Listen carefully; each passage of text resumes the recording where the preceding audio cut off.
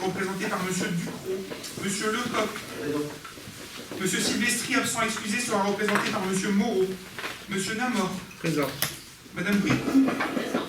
Monsieur Ducrot. Madame Le Duc, absent excusé, sera représentée par Madame Barrois. Madame Ansart. Absente. Monsieur Zelta. Présent. Madame Dubocage. Monsieur Chic. Présent. Madame Barrois. Présent. Madame Guisgan est excusée, elle me fait un message. Monsieur Gaillet. Absent. Madame Lartigue. Absente. Monsieur Vermersch. Présent. Et Monsieur Fournier, présent. Très bien, les conditions de quorum étant atteintes, nous allons pouvoir entamer ce conseil municipal qui sera animé pour la présentation du CRAC 2024 de Norsem par les équipes de Norsem, enfin nos PG et Madame Boucaud, qui nous feront une présentation, mais qui nous feront aussi un point de situation sur la concession d'aménagement ici à novembre 2025, puisque le CRAC c'est toujours avec une année de retard, mais je pense qu'il est important pour toutes et tous que vous sachiez où nous en sommes sur ces différents projets. Nous allons... je vais mettre ça au secrétaire. Nous allons désigner un secrétaire de séance. Mon regard se tourne vers M. Régis Ducrot. C'est pas pour rien qu'il se décarcasse. Allez, M. Ducrot, c'est à vous, c'est parti. L'approbation du PV du dernier conseil. Pas de remarque particulière. C'est bon pour tout le monde, très bien. Vous avez ensuite un certain nombre de ratifications de décisions dans le cadre des pouvoirs que le Conseil a bien voulu me déléguer. Le premier, c'est pour le 14 juillet avec l'association SMB pour les chars à hauteur de 2 200 €.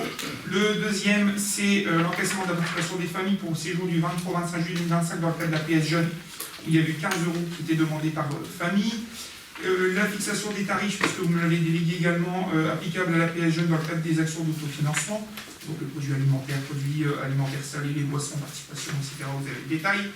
Vous avez un avenant au marché de mission contrôle technique de réalisation de l'hôtel de ville avec le bureau Veritas, puisqu'on est basculé en 3 phases au lieu de faire en une seule phase, et l'avenant est de 7 930 €.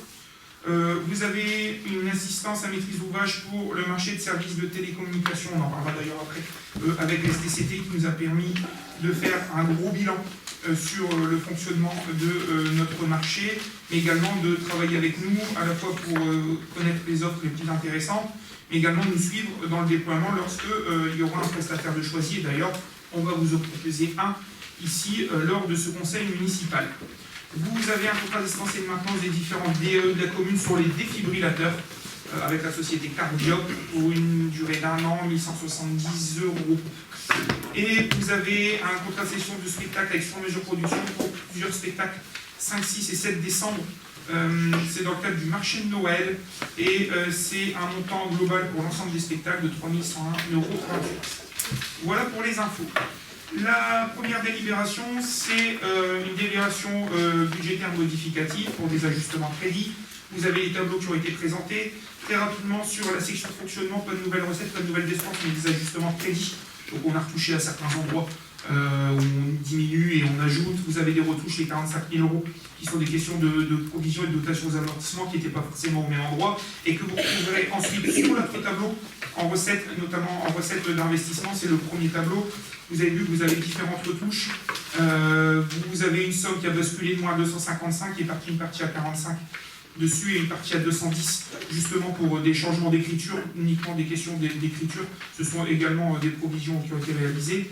Et sur les dépenses d'investissement, vous avez plusieurs retouches qui ont été faites, notamment avec des bascules de crédit sur certaines opérations. On arrive en fin d'année, donc on ajuste les opérations et des ajouts sur d'autres opérations ou sur des nouveaux besoins qui ont pu se faire sentir. Un nouveau besoin notamment de travaux de couverture sur les locaux vestiaires et locaux annexes du complexe de la Corderie. C'est une salle de toute façon qui a plus d'une vingtaine d'années, donc on avait quelques infiltrations. C'est des toitures terrasses, donc il y avait besoin de faire une intervention. On aurait pu faire des... comment on appelle ça, des rustines à droite à gauche. On a fait le choix de reprendre. Alors les rustines c'était 40 000 € et refaire la toiture complète c'est 80. Alors je sais bien que c'est le double, mais les rustines dans 2 ans, si c'est pour recommencer, c'est pas la peine parce qu'à côté de la rustine, de toiture elle aura aussi 20 ans et finalement on aura encore une autre rustine avec. Donc on a fait le choix de le retoucher. Voilà pour ces différentes informations au niveau de la DM. Je me retourne vers les services, on en aura une dernière lors du prochain conseil municipal encore. Il y aura encore quelques ajustements. Ok, très bien, merci à vous. Je suis à votre disposition s'il y a des questions. Pas de questions sur cette DM? C'est très bien, je vous remercie. Je cède la parole sans plus attendre à Hélène Bouveau, directrice générale, et à Antoine Opigé, directeur d'opération chez Norcem. Vous avez la présentation du CRAC, mais aussi le point de situation sur les différents projets d'aménagement, ici à début novembre 2025. Vous avez la parole. Merci Monsieur le maire, merci, bonjour à tous. À toutes, pardon.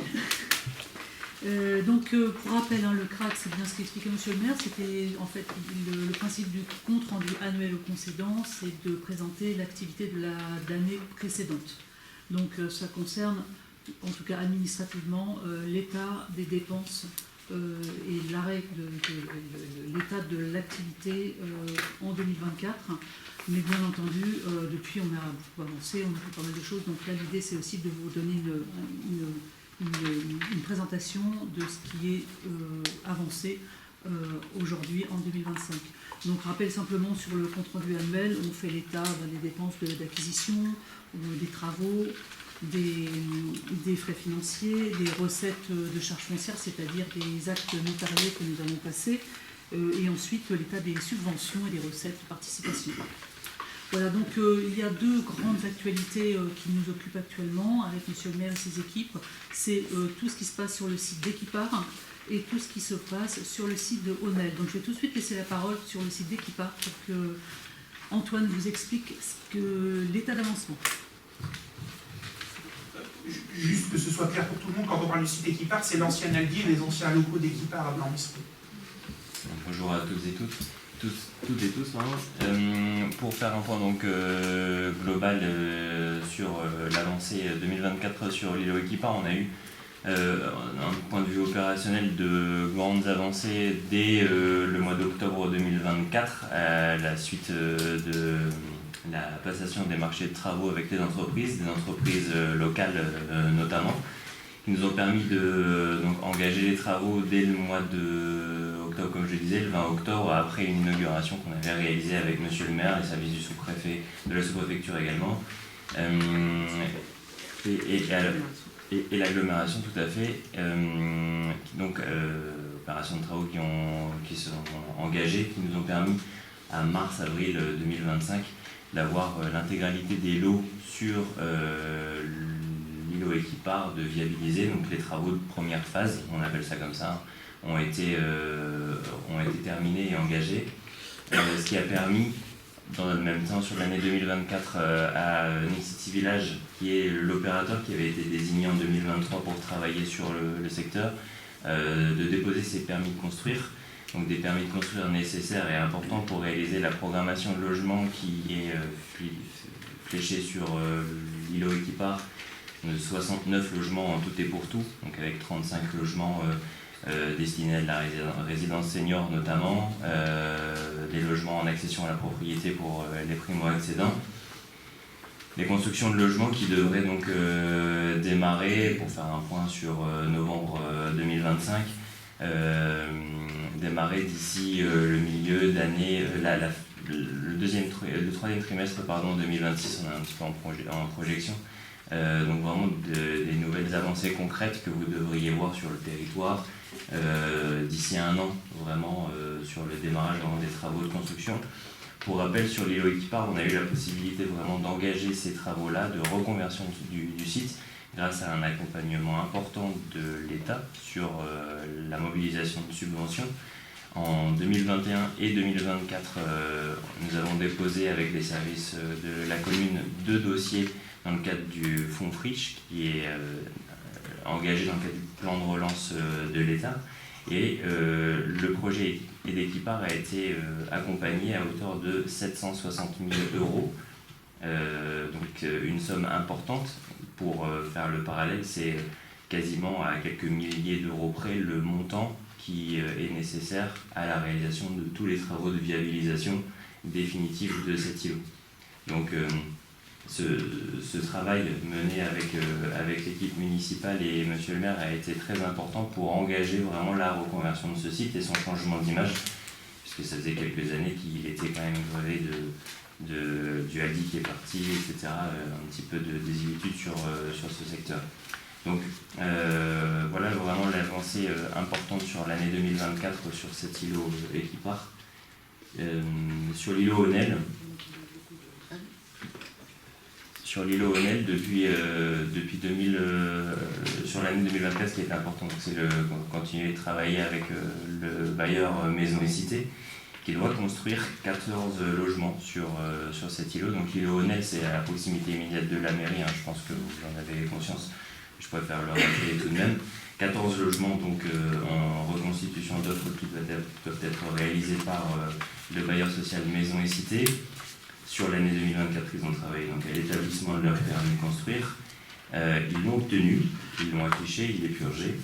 L'intérêt sur cette année 2025 était pour eux de caler les bilans économiques, le bilan d'opération de cette opération de construction, phase pour laquelle ils sont en train de terminer. Ils ont attribué les marchés de travaux tout récemment. Et avec M. le maire, on espère les voir arriver au premier trimestre 2026 sur cet îlot, vraiment pour proposer donc 14 logements neufs avec les nouvelles normes thermiques qui s'appliquent et pour redorer aussi cet îlot Onel qui est en attente de reconversion depuis quelques années maintenant. Îlot Onel, c'est l'ancien service info. Je ne sais pas si vous voyez l'ancienne salle de judo, etc., qui a été rasée. Ancien cinéma pour les plus anciens. C'est tout ce secteur-là. Peut-être sur les deux sites, Antoine, notamment sur Equipar, et ensuite on fera Onel, même si vous venez d'en parler. Les difficultés qu'on a eues ces derniers mois, elles sont liées à des difficultés globales qui touchent tout le pays. Il n'y a plus de politique du logement, et donc plus de financement et d'orientation, et donc les investisseurs se posent des questions, ne font pas, ou reculent, ou revoient leur projet à la baisse. Ça a été le cas, et se restructurent également, ça a été le cas avec Nexity. C'est pour ça qu'on s'est pris un an de retard, globalement, sur Equipar. Donc on se dit, ça devrait être en chantier, on devrait avoir les grues. Et Nexity nous a écrit rapidement en disant, voilà, on n'abandonne pas le projet, mais on a besoin d'une année de plus parce qu'on se réorganise. D'ailleurs, tout a été chamboulé, puisque les chargés d'opération, la directrice régionale, enfin la responsable régionale et la chargée d'opération ont complètement changé, elles ont quitté toutes les deux. Et on est avec maintenant une nouvelle responsable régionale et avec une nouvelle responsable d'opération. Même si les équipes derrière sont restées, il y a une continuité, on n'a pas perdu de temps là-dessus. Mais c'est vrai qu'il y a une réalité budgétaire qui rattrape tout le monde. Parce qu'il y a le coût des matériaux qui n'a pas encore baissé depuis de la crise de 2021-2022. Parce qu'il n'y a pas de politique de logement au niveau national et les orientations ne sont pas claires. Et parce que depuis 2024, il y a aussi une crise institutionnelle où les investisseurs, quand Nexity investit, c'est de l'investissement privé. Et que les investisseurs, lorsqu'ils viennent investir, ils regardent, ils aiment bien être dans une situation plutôt stable où il y a de la visibilité. Or là, des motions de censure, des gouvernements, on retourne, on vote pas de budget, on revient en arrière, on annule des crédits, on fait du cinéma. Un opérateur privé, dans ce genre de situation, il ne prend pas de décision. Il ne prend pas de décision dans l'immédiat, il dit stop, j'attends. Donc, comme le choix qui est fait n'est pas forcément de construire l'ensemble des opérations avec des logements sociaux sur la commune, je rappelle qu'on en a 37%, et que ce n'est pas forcément notre priorité à l'échelle communale, mais aussi à l'échelle de l'agglomération, puisque l'objectif de l'agglomération dans le cadre de son péage dans l'ancienne métropole, c'est d'aller dans les communes où il y a déjà du déficit de logement social. Donc on a 3 communes fléchées, Main, Ernie et Petite Forêt, même si Petite Forêt sont à niveau. C'est là-bas où l'agglomération apportera les priorités de construction de logement social. Pas dans des communes comme les nôtres où il y en a beaucoup. Donc, on doit forcément se retourner vers des opérateurs privés. Et l'opérateur privé, s'il est soumis à des aléas et à des choix qui sont différents, eh ben on fait avec. Alors, on a déjà une chance qui ne se désengage pas, c'est déjà une bonne chose, puisqu'il y a des opérations peut-être sur lesquelles, vous ne direz peut-être pas de ville, mais il y a des villes où vous avez dû revenir en arrière. On a déjà discuté, parce que l'opérateur vous dit, bah non, j'étais prêt ou quoi que ce soit, mais là c'est trop instable. Et finalement, sur 4 opérations, je pourrais en faire que 2, donc la vôtre, elle passe à la trappe. Donc, on a cette chance-là, mais on a un décalage, effectivement, dans les projets de construction. Alors, quand je dis qu'on ne faisait pas de logement social, si je prends Equipar, la résidence senior, elle est sous du locatif social. Par contre, le reste de l'opération, c'est de la commercialisation avec soit de la vente directe privée, soit via de l'accompagnement sur de l'accession sociale à la propriété. Et que donc, c'est quand même une chance et ça donne une sécurisation à l'opérateur d'avoir une partie avec un opérateur social que sera Vilogia Logifib, qui permet de dire à l'opérateur, bon je construis mais j'ai déjà un preneur derrière, donc je construis pour le compte de quelqu'un, donc je ne prends pas trop de risques là-dessus, c'est signé. Par contre, je prends quand même un petit risque parce que si mes maisons, j'arrive pas à les vendre, ou si j'arrive pas à monter les dossiers d'accession à la propriété, si les gens n'arrivent pas à décrocher de crédit, Si la situation est beaucoup plus complexe et que je ne commercialise pas, je suis opérateur, je prends ce risque-là. D'où ce décalage dans le temps tel qu'il est organisé. Là où on est confiant aujourd'hui, c'est qu'on a une réunion de Calais avec les services de Nexity pour commencer les opérations de communication et de commercialisation. Généralement, quand on passe cette étape-là, c'est qu'on est bien. Donc ça, c'est un vrai sujet sur l'équipe. Peut-être des éléments à ajouter, mais globalement, c'est ça. Début décembre, effectivement, on pourra... Début décembre, on a cet échange donc, avec les services de l'agglomération et Nexity qui vont nous proposer ce qu'ils appellent une stratégie de commercialisation. Donc comment est-ce qu'ils vont être aussi présents sur le territoire pour trouver preneurs à leurs différents produits. Donc c'est essentiellement des maisons individuelles qui seront proposées et des produits du coup vraiment axés sur des primo-accédants. Donc c'est des personnes généralement jeunes qui n'ont jamais eu l'opportunité d'acheter sur le secteur. L'objectif, c'est d'amener du coup de la mixité sociale sur ce territoire. Et le produit proposé par Nexity est clairement adapté donc, aux besoins. On a été confiant également sur l'année 2024. C'est de voir que malgré tout les déboires que certains promoteurs immobiliers pouvaient rencontrer, Nexity avait toujours donné une priorité à la réalisation de ces permis de construire. Donc nous, ça nous a rassurés, puis il continuait à travailler véritablement le sujet. On avait donc conscience d'avoir un partenaire de confiance sur le sujet, une confiance qu'on continue à avoir avec ce partenaire et qui pourra nous démontrer ses capacités à faire dès le début de l'année 2026. Donc la commercialisation, vous allez normalement la voir sur le territoire d'ici au premier trimestre 2026 avec des actions ponctuelles de Nexity qui seront présents, sans doute en mairie ou alors même sur site pour recevoir des gens, faire des rendez-vous pour leur expliquer le projet et les accompagner sur justement l'accession à la propriété. C'est une étape hyper importante pour eux puisque ça leur donnera la possibilité ensuite d'acheter le terrain pour lequel ils ont une promesse, Norsem a engagé une promesse envers eux pour qu'ils puissent l'avoir et du coup engager par la suite les opérations de construction de logements. Juste que ça soit clair aussi pour tout le monde, une opération de promotion immobilière, la construction commence dès qu'on a dépassé les 50% de commercialisation. Alors là, c'est même 60% pour Nexity. D'accord, ok. Il y a combien de commercialisés là Il y en a 12. Donc, au 7e, 8e lot. Voilà, ceux qui vous disent « Oh, on a dit qu'on construit rien », on lance la commercialisation. La construction va commencer pour la résidence senior. Leur volonté, c'est de construire un coup quand même, on va dire clairement les choses, pour des questions d'économie d'échelle. On ne va pas suspendre un chantier, revenir, remettre des grues, enfin voilà, tout ce genre de choses. Mais je rebondis là-dessus pour dire ce que Antoine Opligé nous présente. Il y a quand même un temps important pour que la commercialisation soit réussie, elle se passe dans un temps conforme. C'est pour ça aussi que sur plusieurs opérations, on est souvent assez frileux et on ne part pas sur des lots trop importants à vendre. Parce que plus vous avez de lots à vendre, plus vous devez arriver au taux de vente, plus vous mettez du temps et donc plus votre chantier de construction se décale. Et pour les premières personnes, les premières familles qui ont dit bah voilà, ok, moi je veux bien acheter, je m'engage ou quoi que ce soit, on leur dit bah vous savez, on ne commencera pas le chantier avant 2 ans et votre livraison de maison ça sera dans 4 ans. C'est un petit peu compliqué. Donc c'est pour ça qu'on préfère être sur des opérations beaucoup plus, entre guillemets, raisonnables pour permettre d'avoir une commercialisation avec un temps de réalisation sur des temps qui sont encore acceptables, notamment pour les gens qui ont un projet de vie, quoi. Comme vous achetez une maison, c'est un projet de vie.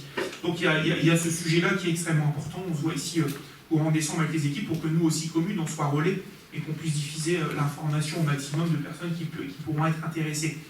Se dire simplement, et je veux pas rallonger les débats, mais les discussions se font aussi avec l'agglomération qui a la compétence sur la politique d'habitat, et que surtout on ne s'est pas enfermé sur la typologie de logement, ou du moins le process d'achat des logements qu'il y aura sur le site Equipart.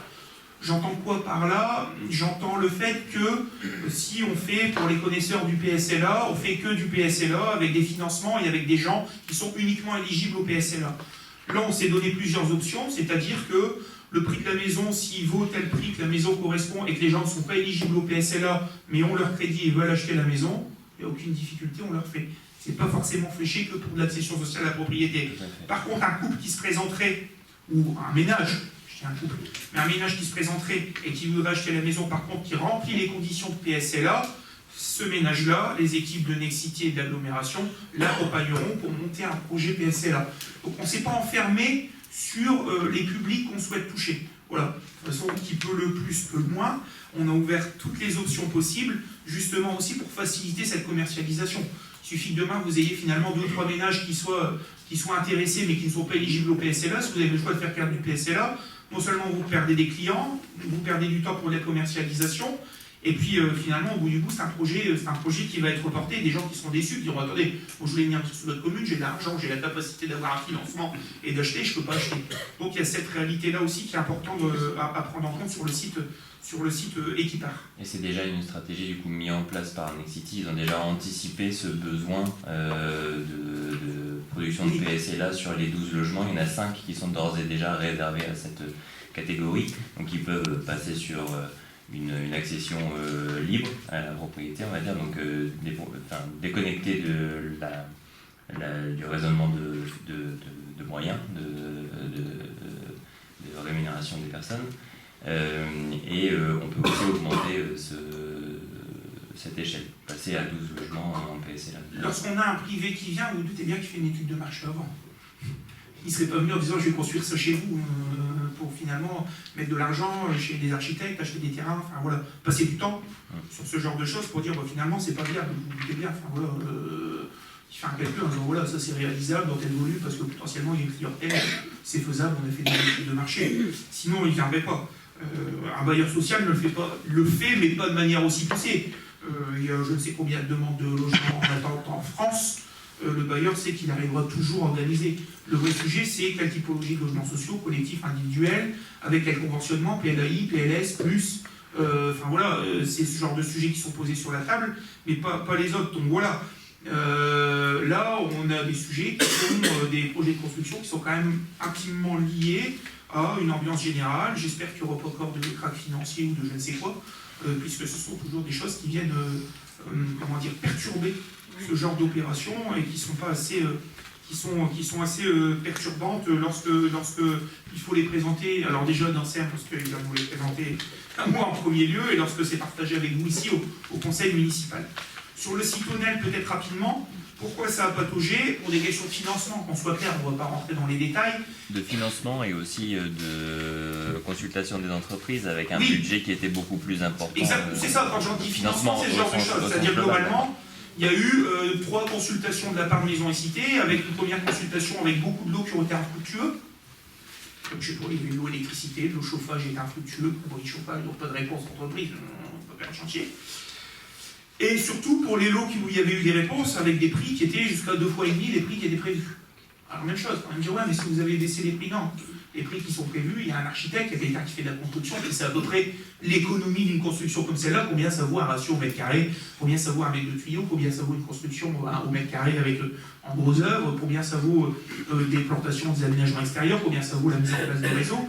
Et que donc, dès que la première consultation est arrivée au courant 2024, l'année dernière au mois d'avril-mai, les universités tout de suite nous a dit bon écoutez, déjà on va devoir relancer donc on perd du temps, et de deux, sur le peu de l'eau qu'on a eu, il va falloir avoir des négociations assez hardes pour faire redescendre les prix. Voilà. Quand vous avez un lot que vous estimez à 150 000 €, on l'a eu à l'hôtel de ville sur l'électricité, vous avez des lots qui sont estimés à 150 000 € et que la personne elle vous répond à 450, et que vous n'avez qu'une seule réponse, ça devient compliqué.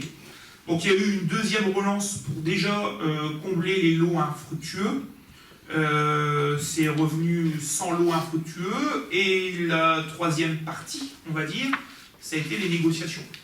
Et après négociation, ça a baissé, mais avec une enveloppe qui était encore beaucoup plus supérieure à l'enveloppe qui était prévue initialement.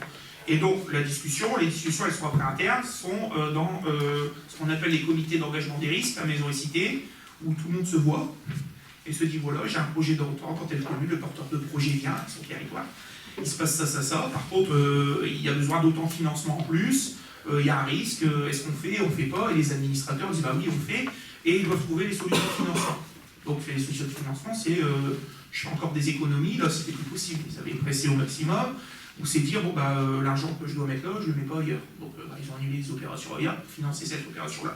On a pris notre part de responsabilité également, puisqu'on avait fait des propositions, puisque Norsem est sur place, par délégation de la ville, pour accompagner et délester un petit peu le programme de Maisons et Cités, notamment sur les aménagements extérieurs et VRD, puisqu'il y aura des opérations de VRD portées par Norsem, et donc tout ce qui devait être porté en VRD par Maisons et Cités, voirie, réseau divers, sera finalement porté par Norsem, donc il y a une portabilité du marché, ce qui permet de baisser la facture à peu près d'un peu plus de 200 000 €.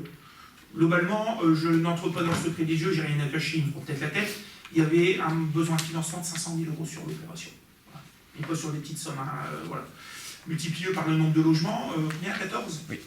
Faites un rapport, le ratio, et les surfaces au mètre carré, je ne les ai plus, mais faites le ratio au mètre carré, vous allez voir, c'est quand même assez costaud. Sans faire de choses folles et sans faire de provisions en disant s'il y a un risque, il y a un problème, j'ai quand même 100 000 € de côté, s'il y a un risque en cours de chantier. Donc c'est budget Ric-et-Rac. Je rappellerai que cette opération, c'est une opération de compensation de démolition de la cité du Corbourg. Donc elle a été négociée dès 2019. Quand j'étais à l'heure, l'AGLO ne nous soutient pas forcément sur les projets de construction de logement social.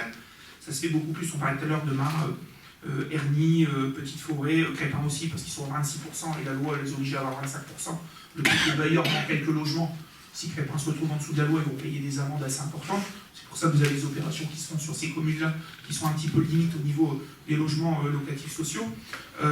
Mais l'AGLO, sur cette opération, on n'a pas eu de difficulté, puisque comme on démolissait 80 logements au Corbeau, le deal direct, c'était de dire, bon, vous avez déjà beaucoup de logements sociaux, vous n'allez pas en construire 80.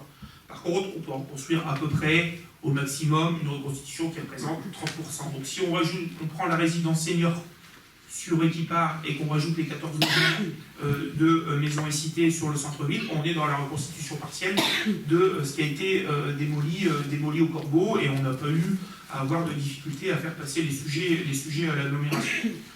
Voilà pour être assez exhaustif avec vous. Il y a encore 2 sites avec de grosses discussions. C'est ce que j'appelle les sites 4 pavés Courbourgogne, où la même chose, plusieurs promoteurs étaient venus voir Norsem en disant voilà, j'ai potentiellement la capacité d'avoir des gens qui veulent faire l'investissement commercial, des cellules commerciales. C'est pour ça que vous avez dû voir un panneau, notamment en 4 pavés, sur ce qui avait été rasé là, pour Bourgogne. Est-ce que vous me laissez installer un panneau? Est-ce que vous voulez me donner à peu près 2 ans pour monter un projet et je reviens vers vous si j'y arrive ou j'y arrive pas? Bon voilà, les 2 années sont passées et ça passe pas à ce niveau-là. Donc le but c'est de continuer à prospecter et d'avoir entre 2 porteurs de projets. Vous avez quelque chose de... Il y a une veille commerciale qui est toujours active en fait sur les dossiers, notamment sur le Courbourgogne, sur la partie commerce et sur la partie habitat. Donc on continue, malgré le fait qu'il se passe physiquement rien sur le site. Alors si, on va signer 40 fois. Pardon? Pour avoir un deuxième Marie Blachère, on peut signer. Ah, pour oui, avoir des choses qui existent déjà sur la commune aussi. Le choix, moi je le dis, je l'assume, je ne vais pas les refaire et signer avec des promoteurs qui vont faire une opération de construction, mais qui vont m'y installer des commerces qui existent déjà sur la commune. On ne va pas remettre un deuxième Blachère, j'ai 2 autres boulangers artisanales dans la commune, il y a des points chauds aussi. On ne va pas les remettre des opticiens, on ne va pas les remettre des assurances, enfin voilà, des choses qui existent déjà et qui souvent n'apportent pas forcément une plus-value. Donc l'objectif c'est de faire quelque chose de qualitatif. L'objectif, c'est ce qu'il faut effectivement dire, l'objectif de cette veille commerciale c'est de bien cadrer le besoin et la possibilité de venir s'implanter sur le secteur. C'est pas de dire oui à toutes les personnes qui se présentent, puisqu'effectivement Courbourgogne est quand même plutôt attractif au regard du passage de voitures qu'il y a devant, etc. On en a des gens, on pourrait faire un deuxième McDo si on voudrait, on pourrait faire plein de choses comme celle-là, mais c'est pas l'objectif du tout. Mais on y voit du coup un signe très positif, c'est que le secteur attire au moins des enseignes commerciales, donc ça c'est très positif. Le vrai gros sujet aujourd'hui, c'est d'attirer l'attention sur les investisseurs, sur le fait qu'on est déconnecté de la métropole centrale valenciennoise, on va dire, mais que surtout, en fait, dans leur réflexion, ils s'arrêtent avec la frontière belge. Sauf que la frontière, c'est un trait, excusez-moi, mais sur une carte. Dans la réalité, la population belge qui a envie de faire des courses en France, elle vient en France, elle est sur les parkings de Match, Carrefour Market, enfin où vous voulez, vous allez voir le nombre de voitures belges. Non mais qu'on soit clair. Et que donc, des fois, les potentiels d'investisseurs et qui font des opérations d'investissement, notamment pour travailler après avec des grandes anciennes et des franchisés, se disent bah, je me concentre autour des grandes agglomérations parce que tout le monde va aller dans le centre-ville de Valenciennes, ce qui n'est pas forcément vrai d'ailleurs, mais du moins à Valenciennes ou autour ou quoi que ce soit. Et finalement, ce qui est loin, il n'y a pas. Sauf qu'aujourd'hui, quand on regarde un petit peu, ça se passe de la même manière la Belgique, et la différence, bah, je vais aller à Mons, ou ce qui se passe autour de Mons. Sauf qu'en fait, vous avez des gens qui seront entre deux et qui disent bah, bon, si ça s'installe à la même distance entre Mons et Valenciennes, que le parking n'est pas payant, que j'ai pas une sulfateuse qui me prend photo si j'ai 2 minutes de stationnement en plus et que j'ai un PV ou quoi que ce soit et compagnie, ça m'intéresserait de venir. Et donc à chaque fois qu'on a un promoteur ou quelqu'un qui porte un projet, on lui explique ça. Et généralement, il voit les choses assez différemment. La seule chose, effectivement, c'est pas de céder à tout et n'importe quoi.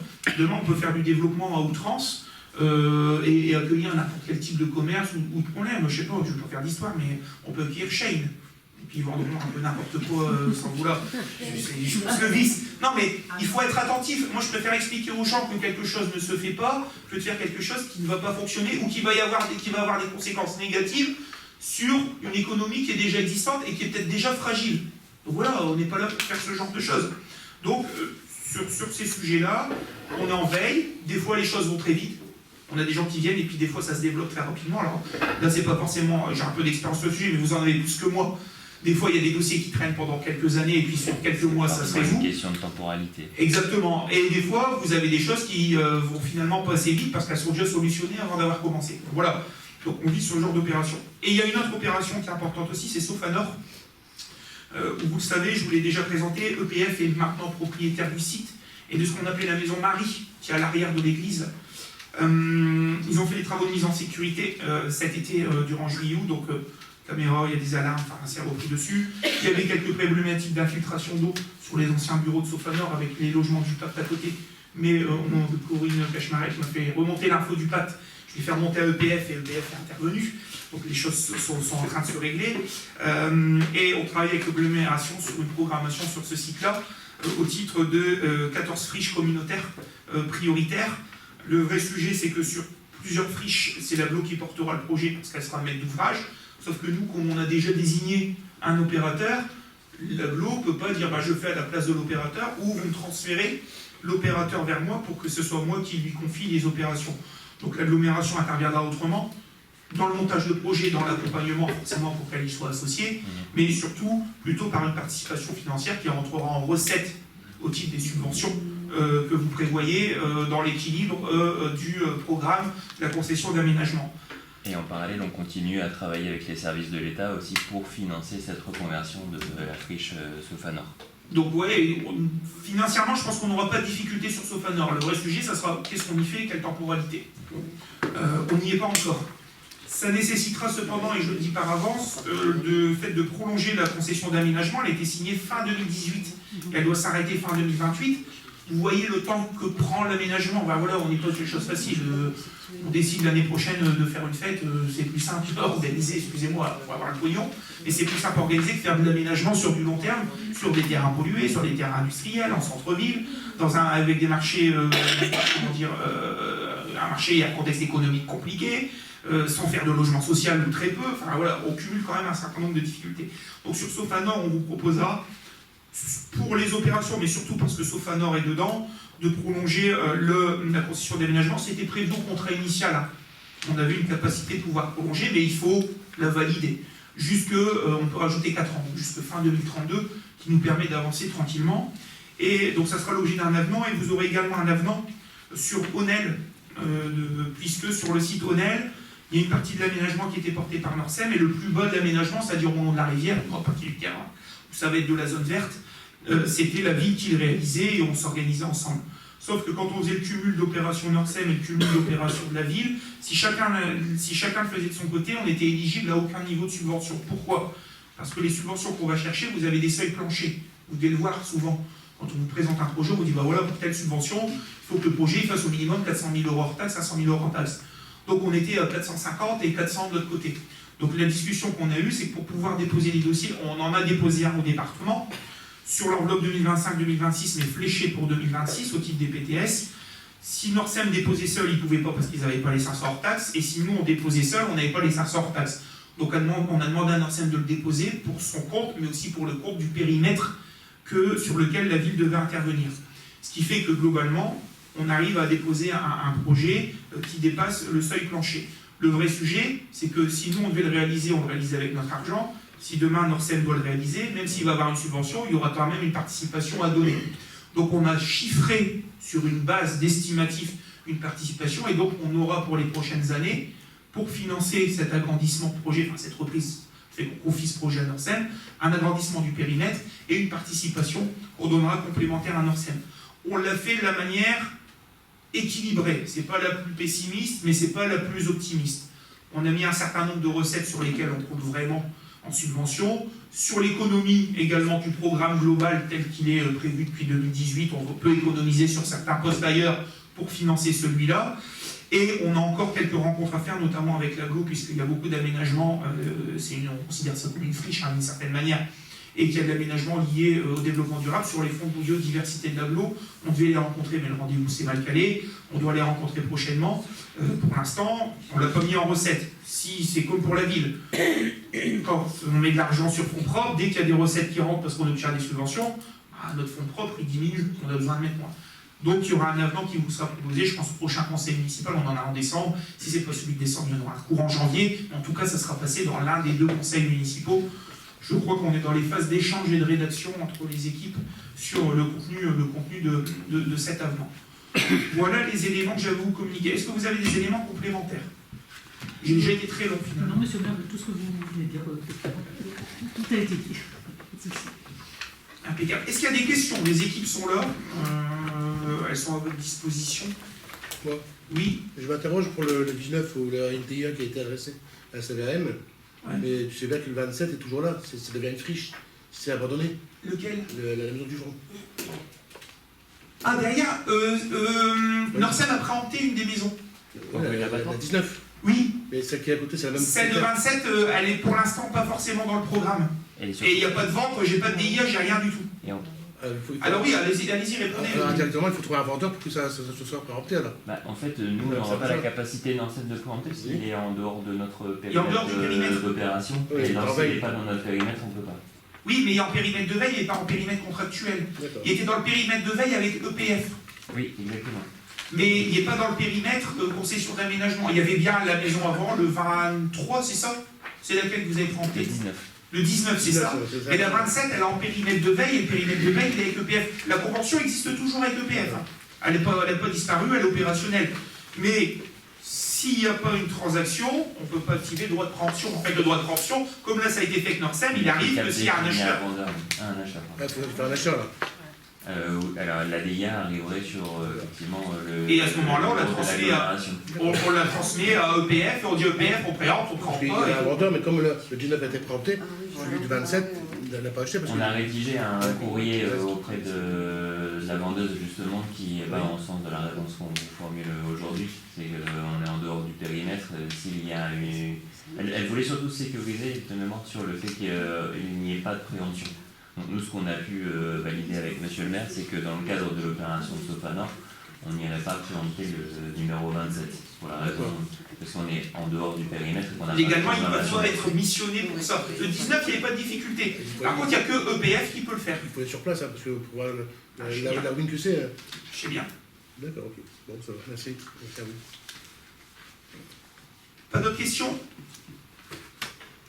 Ok, très bien. Vous avez bien pris connaissance du CRAC, et même plus, finalement, parce que tout ce qu'on vient de dire sur l'année 2025 n'est pas repris dans le CRAC. Donc tout le monde a bien été informé, et on peut approuver le fait qu'on vous a donné l'information complète. Merci, on vous libère, monsieur Opigé.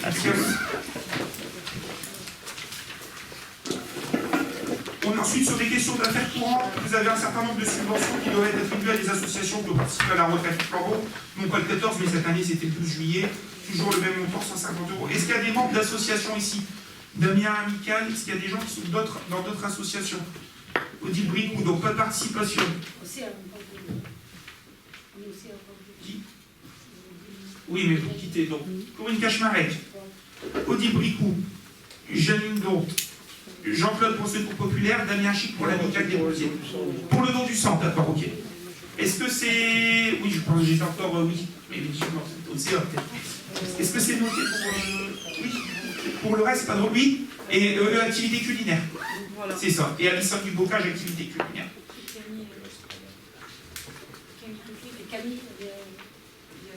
Oui, mais elle n'est pas là, mais qu'est-ce qui porte son pouvoir? Donc il n'y a que 3 Fred, mais pas le pouvoir de Camille. Ok. Ça sera plus une voix en fait. C'est bon pour tout le monde? Impeccable. Et bien justement, on vous propose, au revoir. On parlait tout à l'heure de marché de téléphonie, on vous propose d'adhérer à une centrale d'achat spécialisée de téléphonie qui s'appelle la Canut. On a fait exactement la même chose à l'agglomération. Je regarde que Corinne et Jean-Marc Corot la semaine dernière au conseil communautaire pour que nous achetions les services qui sont repris à la Canut, notamment pour nos marchés de téléphonie, et que nous passions plus forcément un appel d'offres tel quel. Alors, on ne contourne pas le code des marchés publics, on adhère à une centrale d'achat qui, elle, passe les marchés pour le compte des adhérents. Donc c'est des marchés que la Canut a pu développer. Pourquoi? Ça fait une suite de quoi? Ça fait une suite de l'opération que j'ai dit tout à l'heure, où on a eu un instant de maîtrise d'ouvrage qui nous a permis de faire un point sur le marché sortant et de voir nos besoins et de nous conseiller sur l'orientation qu'on allait prendre. Donc on avait la possibilité de faire un marché, et on avait la possibilité de rentrer dans une centrale d'achat. Il est apparu beaucoup plus intéressant de rentrer dans une centrale d'achat, notamment pour des questions de coût et de flexibilité. Puisque les marchés, alors certains doivent certainement s'en souvenir, mais le dernier marché de téléphonie, vous avez des niveaux qui sont liés à un certain nombre de lignes. Donc de 0 à 50 lignes, de 50 à 100 lignes, sur ce genre de choses. Là, à la Canut, on arrive à trouver des opérations, pas au nombre de lignes, mais au nombre d'agents de la collectivité dessus. Et des fois, vous pouvez avoir une collectivité avec 100 agents et 20 lignes, comme vous pouvez avoir des fois des collectivités où il y a 50 agents, mais il y a quand même 20 lignes. Donc on s'y retrouve, et surtout sur des tarifications beaucoup plus intéressantes. Donc on a demandé à l'AMO de dire, analysez-nous les offres de la Canut en fonction de nos besoins, afin de savoir ce que ça représenterait de passer par la Canut, et ce que ça représenterait si on prend les coûts de marché actuels, qui ne vont pas changer. Voilà. La ligne téléphonique, si elle coûte 2 € aujourd'hui, elle ne va pas coûter 1 € demain dans un nouveau marché, dans un nouvel appel d'offres, qu'on soit clair, pour prendre une décision. Et il apparaît beaucoup plus intéressant d'entrer au sein de la centrale Canut. Je vous donne juste un exemple.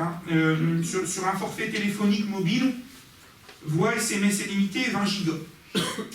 À l'heure actuelle, dans le marché actuel où on sort, c'est Orange qui est titulaire, et le forfait tourne autour de 40 € par mois. C'est ce qui a été répondu à l'appel d'offres. Pour le même forfait à la Canut, c'est 7,95 €. Donc il y a quand même un delta extrêmement intéressant. Donc la première étape, généralement, c'est de se réinterroger sur nos besoins. On a déjà fait du lifting dans les besoins en téléphone, dans l'organisation des lignes fixes aussi également, dans la fourniture Internet, puisqu'on bascule de plus en plus de bâtiments en fibre, donc on a de moins en moins de systèmes de box et compagnie.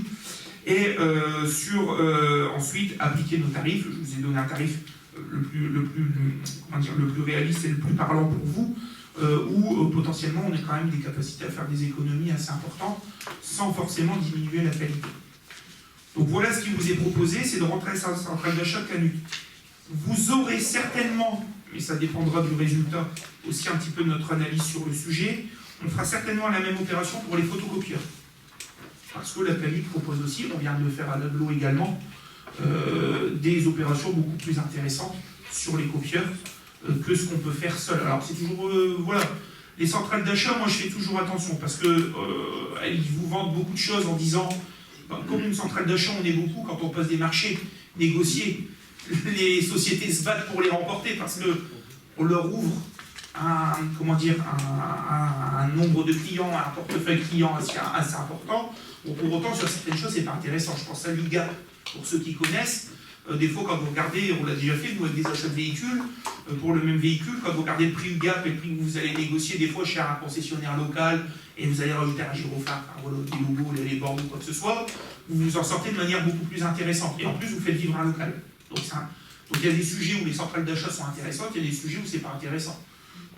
Les centrales d'achat, les vêtements de travail sur les centrales d'achat, c'est du made in China, de je ne sais où, les ouvriers municipaux, ils passent 4 fois à la machine, le pantalon, ils en font plus rien. Alors c'est sûr, il est 2 fois moins cher, mais vous en achetez 4 fois plus. Donc quand vous faites l'opération au bout du bout, ça ne vaut pas grand chose. Donc là, ça vaut le coup parce que la ligne téléphonique, il y a pas de dégradation sur la ligne téléphonique, c'est pas du matériel qui va devenir obsolescent, c'est un service qui est offert. Donc le service, on peut quand même regarder la qualité du service, mais surtout le coût, puisqu'il n'y a certainement pas de sujet lié entre le coût et la qualité qui peut vous être proposée. Bon, et qu'on soit clair, en téléphonie, on n'a pas de grosse difficulté de couverture sur le territoire. On n'est pas dans des zones blanches où des fois il faut dégager tel opérateur parce qu'on n'arrive pas à capter. On n'a pas ces difficultés-là ici qui facilitent les choses. Donc, on vous propose d'entrer et d'adhérer à la centrale d'achat Canut, notamment pour ces opérations liées à la téléphonie.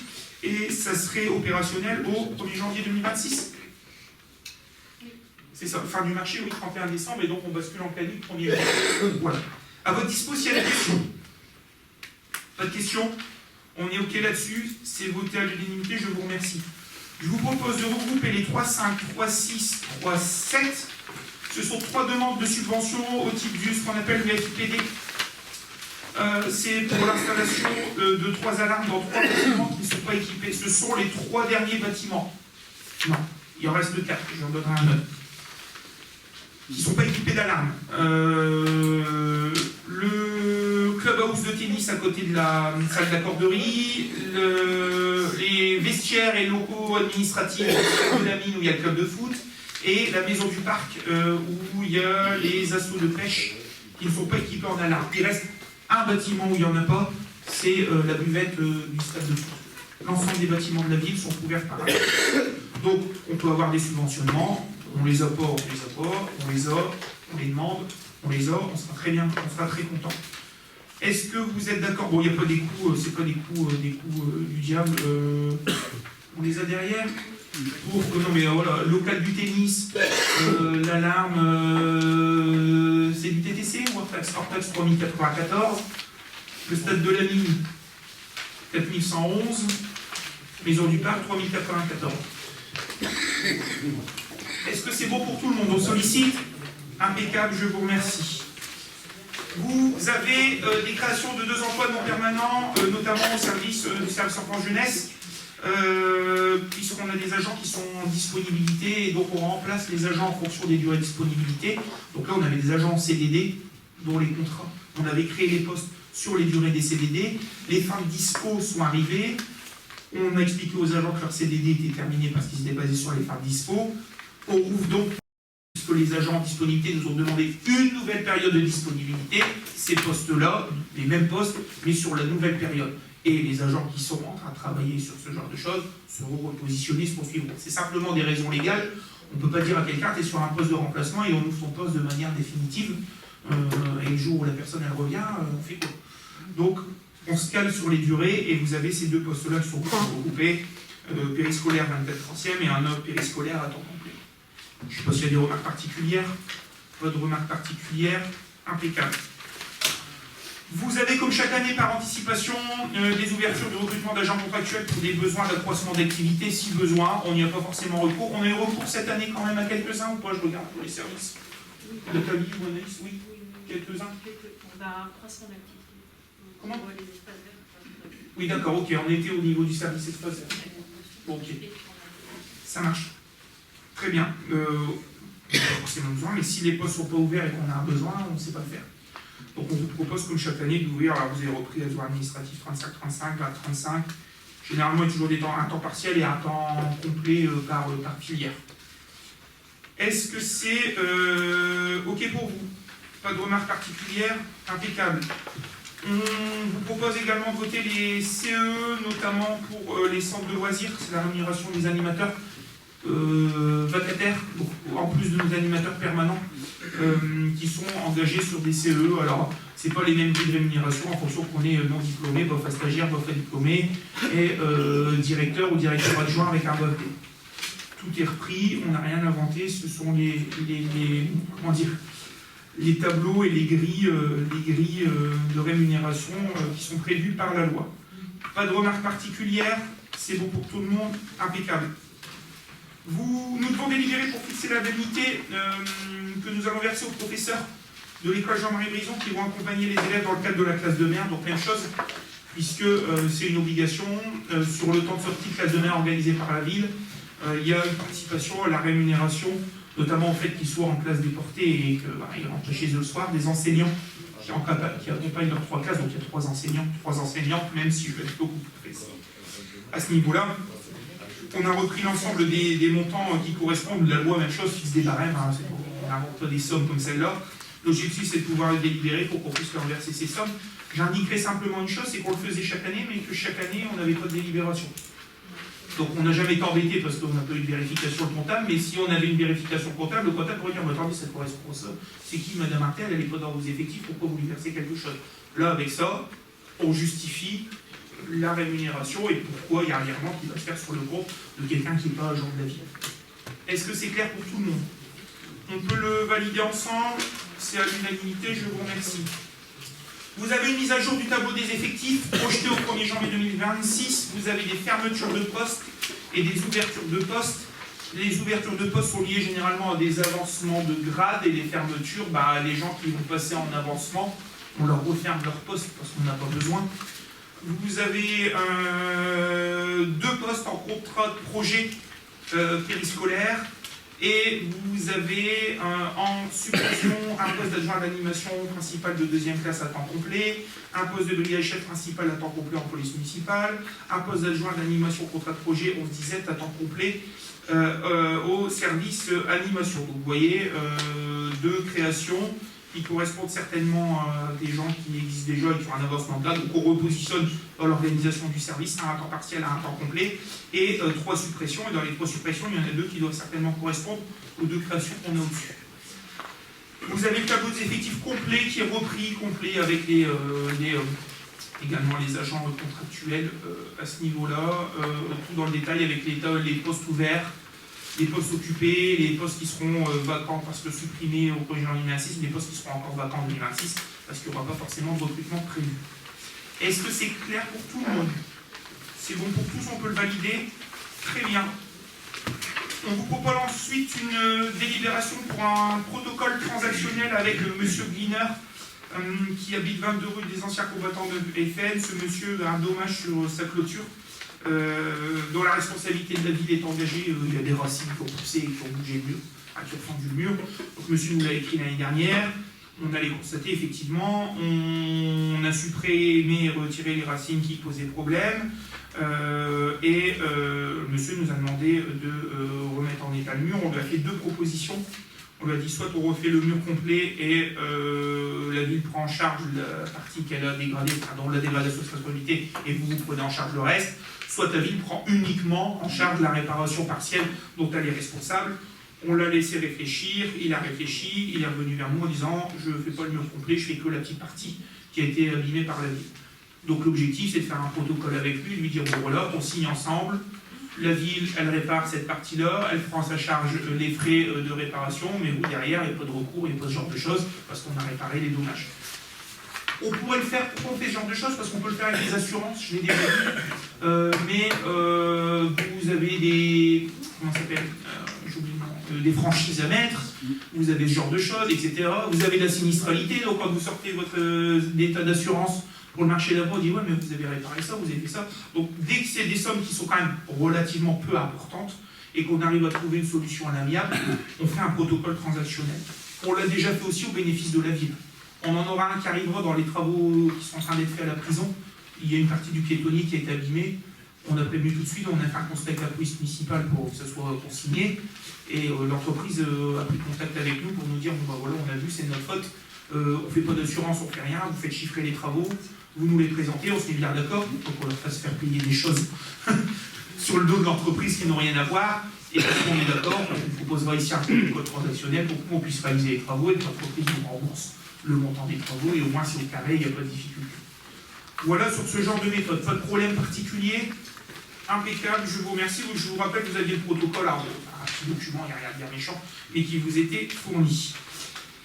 Vous avez un gros morceau de ce conseil municipal, c'est l'approbation du choix du délégataire, notamment pour ce qu'on appelle délégation de service public, pour la gestion des EAJE, des crèches et des établissements de jeunes enfants, pour les communes de Crépin et de Quiébrochin. Je ne vais pas faire tout l'historique, mais depuis quelques années, nous gérons nos crèches ensemble, Crépin et Quiébrochin. C'est 3 établissements. Crépin Centre, dans l'école qui est située juste derrière la mairie, je ne connais pas le nom de l'école, je ne vais pas dire de bêtises, l'école du centre, je pense, quelque chose comme ça. Ou du parc, l'école du parc, c'est ça. Un établissement qui est situé sur Crépin, mais à la limite de Quiébrochin à Blanc-Misseron, en face de l'ancienne gare de Blanc-Misseron. Alors je ne connais pas le nom de la rue, mais rue du 8 mai, je crois que ça s'appelle. Ouais, c'est ça, la rue qui est en face de Lidl, là, qui remonte au collège. Et vous avez un dernier établissement qui est situé à Quiévrochin, qui s'appelle Quiévrochin Centre, qui était l'endroit où il y avait déjà la crèche, la PMI d'enfants, à côté de l'école maternelle Morel, et dont la cour correspond avec la cour Morel, presque en face de la poste. On a fait le choix de travailler ensemble, et on a fait le choix de faire une délégation de service public. Sur la délégation actuelle qui se termine au 31 décembre, c'est Crépin qui est chef de file. C'est-à-dire que c'est Crépin qui a réalisé les appels d'offres, qui a fait le suivi de marché, qui a payé, qui nous a envoyé nous les remboursements, qui a touché la CAF pour tout le monde, mais qui nous remboursait notre part CAF à nous, qu'on aurait dû toucher sur les recettes. Enfin, voilà, Crépin a tout piloté. Le choix qui a été fait lorsqu'on s'est mis il y a un peu plus de 2 ans, c'était de prolonger d'1 an la DSP parce qu'on n'était pas prêt, il fallait qu'on s'organise. Et c'était de dire, bon ben voilà, on travaille de manière alternée, vous avez fait le marché, vous êtes chef de file, pour le nouveau marché, on devient chef de file.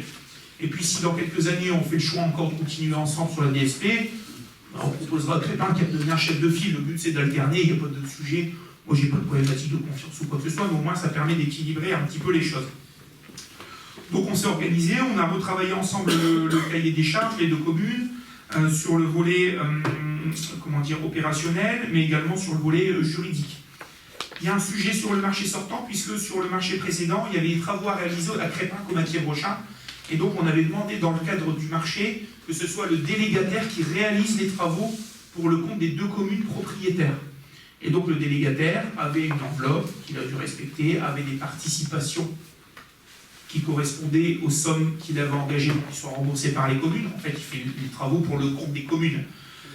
Et donc on est en sortie de marché et il y a un point à faire sur les actifs, sur l'amortissement ou quoi que ce soit. Donc ça c'est en train d'être finalisé avec les équipes de Crépin pour les 3 sites, puisque c'est Crépin qui est chef de file jusqu'à l'extraction du marché, ils sont en train de le réaliser.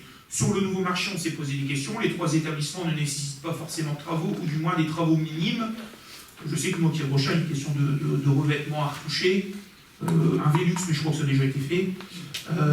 Et à Crépin, même chose, il y a un petit truc à changer, mais qui ne nécessite pas des sommes importantes. Donc on s'est déjà mis d'accord avec la commune de Crépin pour dire que le nouveau marché, le délégataire, ne fera qu'une opération de fonctionnement de service, ne réalisera pas de travaux pour le compte des communes. C'est une première chose.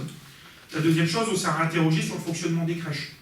Projet éducatif, les horaires, est-ce qu'ils correspondent, est-ce qu'on les fait évoluer plus ou moins en fonction des besoins? Quelles sont les relations avec les partenaires extérieurs? Est-ce que le partenaire actuel fait beaucoup d'actions avec les services enfance-jeunesse, avec les EHPAD, participe aux activités des 2 communes, à Crépin, comme à Quiévrochin, voilà, et investit et rayonne à ce niveau-là? C'est ce qui lui était demandé, ce sur quoi il s'était engagé lorsqu'il avait signé le marché à l'époque.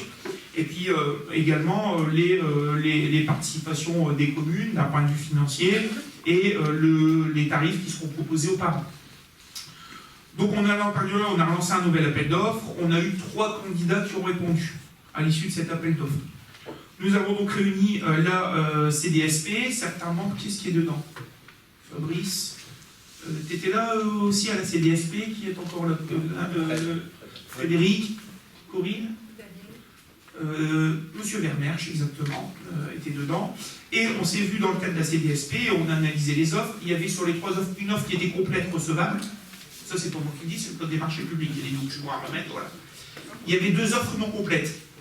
Donc on a proposé déjà à la CDSP de dire, qu'est-ce que vous voulez? Les 2 offres, est-ce qu'on les rejette d'office? Ou est-ce que vous êtes d'accord? Alors c'était des documents administratifs. Hein, et voilà. Le plus gros de la candidature était là, mais il manque une attestation d'assurance, un truc, une chose pas extraordinaire. Et donc on a demandé aux membres de la CDSP s'ils étaient d'accord qu'on sollicite les 2 entreprises qui avaient répondu, les 2 candidats, pour leur donner un délai assez court et qu'ils puissent nous compléter leurs documents pour que leur dossier soit recevable. Les membres de la CDSP, à l'unanimité, se sont dit oui. Oui, pourquoi? Parce qu'on a des amitiés particulières avec l'un ou l'autre, mais que si on le faisait pas, on se retrouvait qu'avec un seul candidat, et donc comparer un seul candidat, c'est compliqué. On allait signer tout de suite avec ce candidat-là. Et moi, j'aime bien comparer. Sur le marché précédent, c'est ce qu'on a eu. On a eu un seul candidat, donc on a fait avec celui qui avait répondu. Là, on avait la capacité d'en faire 3. Tout le monde s'est mis d'accord pour que les 3 le fassent. Donc on leur a donné un délai. Les 2 candidats qui devaient compléter leur dossier ont complété leur dossier en temps et en heure. Et donc, les 3 offres sont devenues réputées favorables. Les équipes ont analysé les 3 offres. On avait expliqué aux membres de la CDSP qu'il n'y aurait pas besoin de les rencontrer. Et on a demandé aux membres de la CDSP aussi s'ils étaient d'accord pour qu'il y ait une négociation qui était prévue au marché, mais on n'est pas obligé de la faire. Donc la négociation, c'est un grand oral. Donc chaque équipe est venue avec son dossier, présenter, défendre pourquoi ils demandent autant, pourquoi ils font ça, quel est leur projet pédagogique, enfin voilà.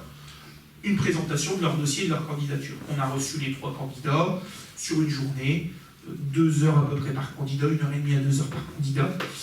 Une nouvelle analyse a été faite. On a écrit à chaque candidat parce qu'on leur a posé des questions qui nous confirment leur dire, parce qu'il y a des questions par écrit, parce que les paroles s'envolent, les écrits restent. Et il y a eu une nouvelle analyse des offres. Et donc un classement qui a été fait. Et il s'avère qu'à l'issue de ce classement qui vous est proposé, vous avez l'ensemble des documents qui vous sont remis, vous avez même les tableaux avec les notes, les pondérations, les remarques. Les 3 candidats que nous avions initialement sur ce marché qui ont candidaté sont la Maison Bleue, c'est national, c'est connu en crèche, les gens qui veulent se renseigner ou qui connaissent, c'est un gros réseau national.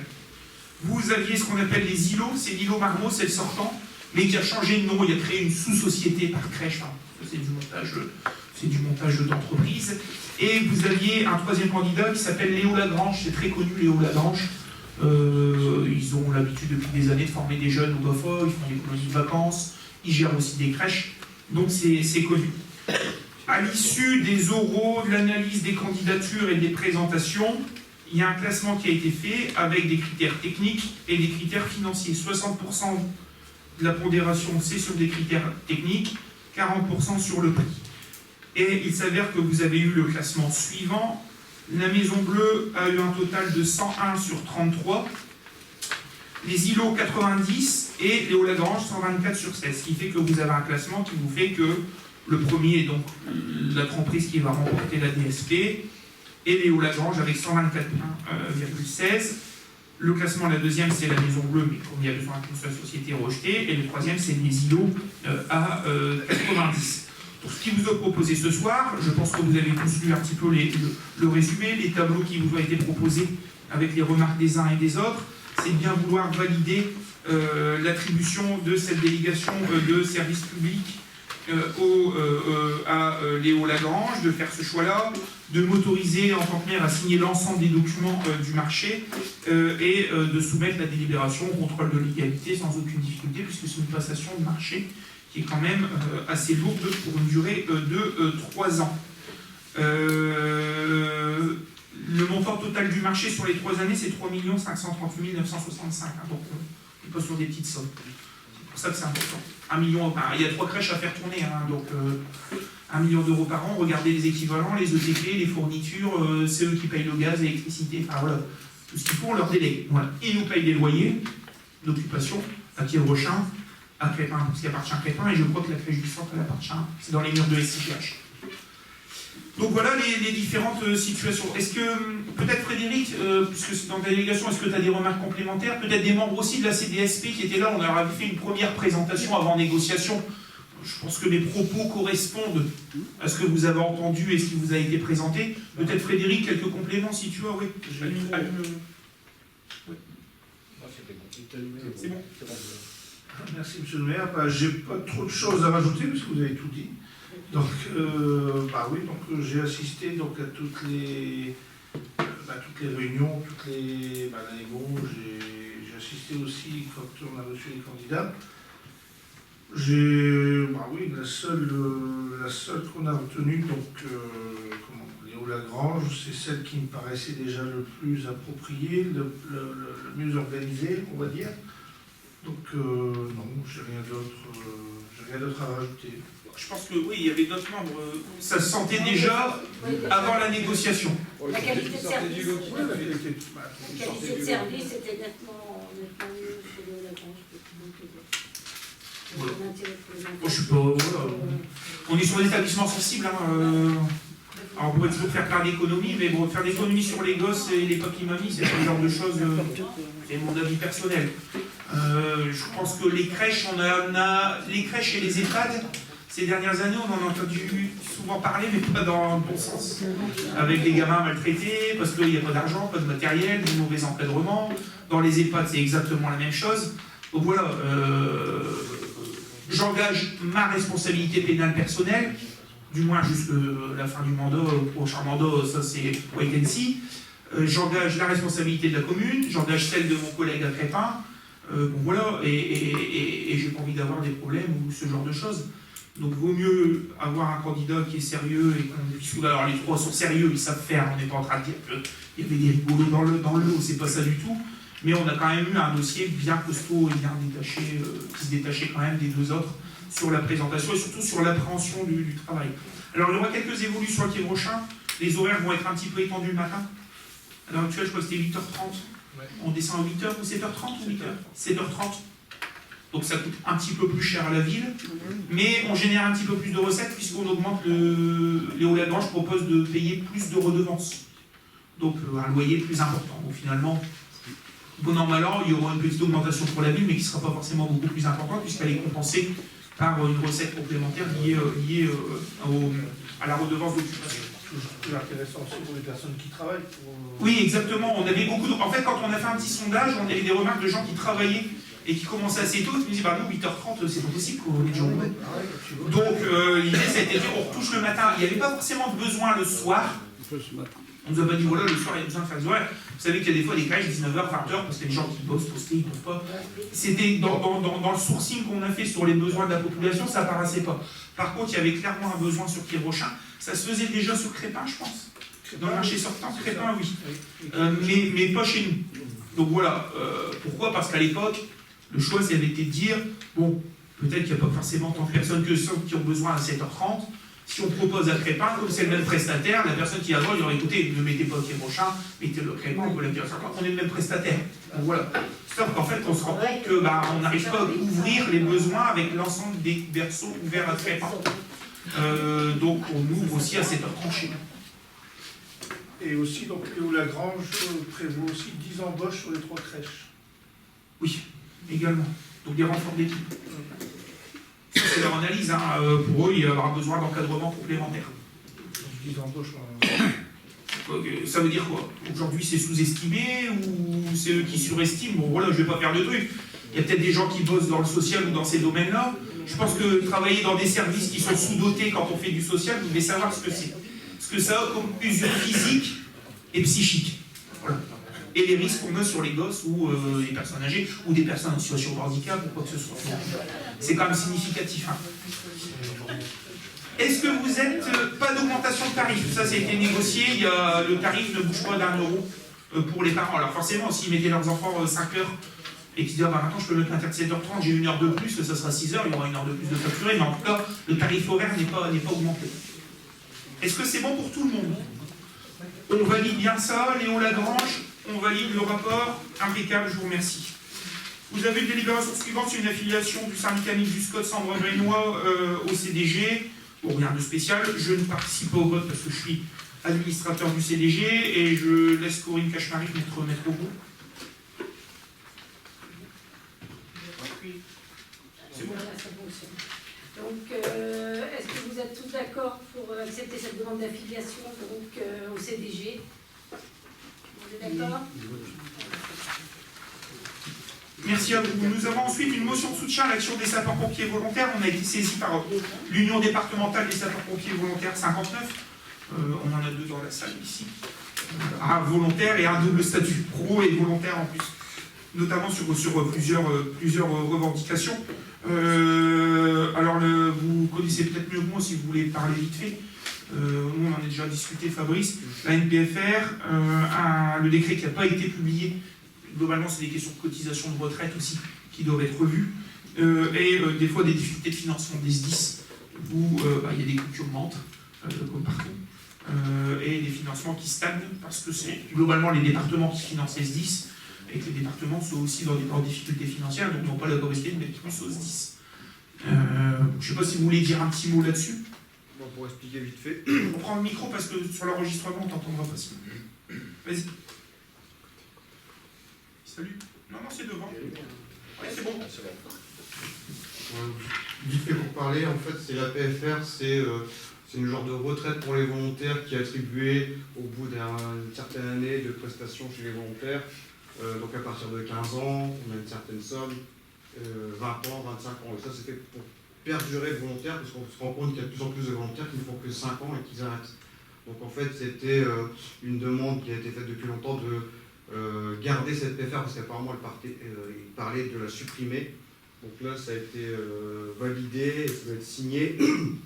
Et de plus, il y a une autre chose qui doit être signée, c'est accorder des trimestres pour les volontaires qui ont fait autant d'années. Donc, les trimestres de retraite.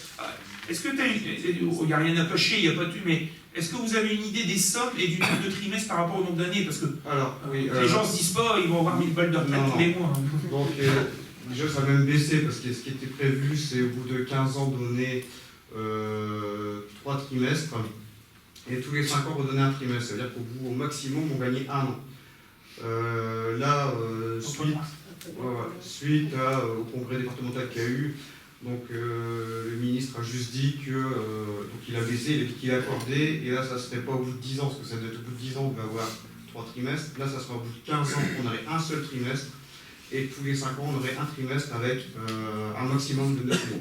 Donc on va avoir un an maximum, c'est baissé à 9 mois, et pour la PFR qui devait être augmentée, enfin qui parlait de la supprimer, la revendication de SP59 c'était de la garder et même de l'augmenter.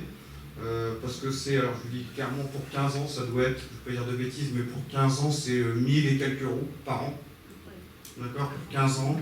Et ça augmente au grand maximum, celui qui a fait 40 ans, ça doit être quelque chose comme 3500 euros. Mais il faut faire 40 ans, et j'en connais plus beaucoup qui font 40 ans. Donc voilà. Et même ça, donc voilà, ça a été très très fortement discuté, et ça a été apparemment validé, on attend la signature, c'est pour ça que... Donc voilà. Voilà pour ces... Merci pour les précisions. Donc l'objectif c'est de faire une motion de soutien et de pouvoir la relayer. Le but c'est que les communes puissent l'envoyer à plusieurs, au sein des SDIS et puis au gouvernement. Enfin si on est encore national, ça c'est un autre sujet. Mais voilà. Est-ce que tout le monde est d'accord sur cette question-là? Il n'y a pas de problématique de prise illégale d'intérêt ou je ne sais quoi parce que vous êtes pompier, c'est une motion. Donc il n'y a pas d'engagement d'enrichissement ou je ne sais quoi. C'est une motion de soutien. Donc voilà, je le dis pour vous deux qui êtes double statut mais volontaire aussi tous les deux, il n'y a pas de difficulté pour que vous puissiez participer au vote. C'est bon pour tout le monde? Impeccable. Vous en avez ensuite deux délibs qui s'enchaînent et qui sont les mêmes. Ce sont des régularisations foncières avec entre la SIGH et la ville, notamment sur des petits morceaux de foncier, des fois en frontale ou des petites bandes de foncier, notamment place Doumer et rue Henri Leblanc.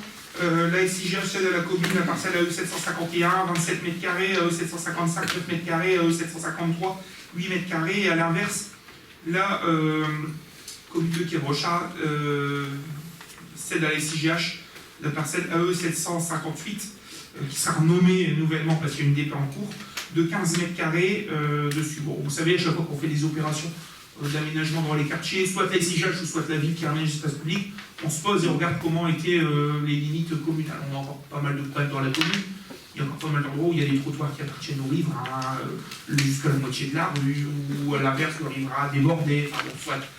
Donc là, c'est l'occasion, parce que SIGH fait des opérations de rénovation de logements sur ce secteur-là. On s'est posé avec eux pour pouvoir travailler dessus. Il n'y a pas de soulte. On se les échange, il n'y a pas de versement de prix ou quoi que ce soit. C'est un échange de bons procédés et on partage les frais ensemble. C'est-à-dire que globalement, la SIGH prend en charge, si je ne me trompe pas, les frais de notaire et la commune a pris en charge les frais de géomètre. C'est ça ou je me trompe? Ou c'est l'inverse? Non, c'est ça. Est-ce que c'est bon pour vous? On est d'accord? Je vais coller avec la délibération suivante, puisque finalement, les 3 terrains que la commune a repris à l'SIGH, on vous demande de les classer dans le domaine public. Alors, généralement, c'est des morceaux, morceaux de trottoir devant les gens, ça a été mal découpé à une époque.